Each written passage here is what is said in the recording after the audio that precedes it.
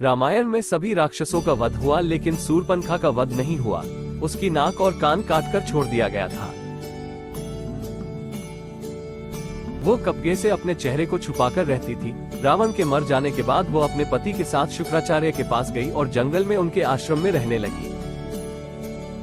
राक्षसों का वंश खत्म न हो, इसलिए शुक्राचार्य ने शिव की आराधना की। शिव ने अपना स्वरूप शिवलिंग शुक्राचार्य को देकर कहा कि जिस दिन कोई वैष्णव इस पर गंगा जल चढ़ा देगा, उस दिन राक्षसों का नाश हो जाएगा।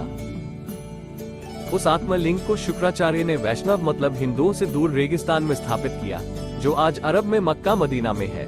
सूर्पनखा जो उस समय चेहरा ढक कर रहती थी, वो परंपरा को उसके बच्चों ने पूरा निभाया। आज भी मुस्लिम औरतें चेहरा ढकी रहती हैं। सूर्पनखा के वंशज आज मुसलमान कहलाते हैं, क्योंकि शुक्राचार्य ने इनको जीवन दान दिया, इसलिए ये शुक्रवार को विशेष महत्व देते हैं। पूरी जानकारी तथ्यों पर आधारित सच है। जानिए इस्लाम कैसे पैदा हुआ। असल में इस्लाम कोई धर्म नहीं है, एक मजहब है, दिनचर्या है। मजहब का मतलब अपने कबीलों के गिरोह को बढ़ाना।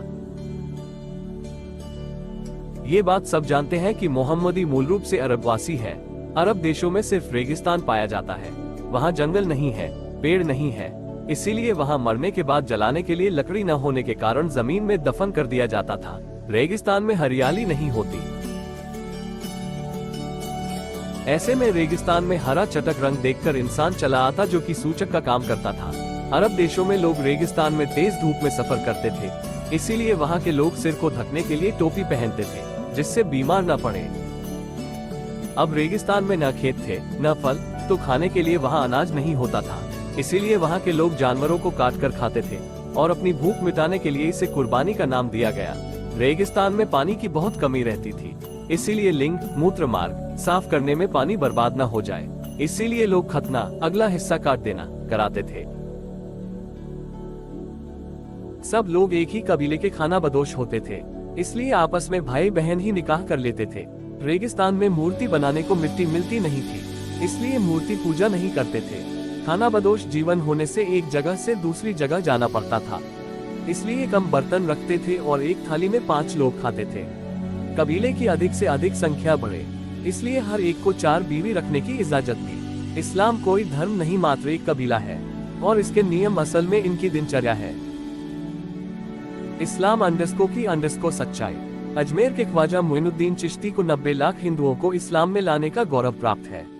मोइनुद्दीन चिश्ती ने ही मोहम्मद गोरी को भारत लूटने के लिए उकसाया और आमंत्रित किया था।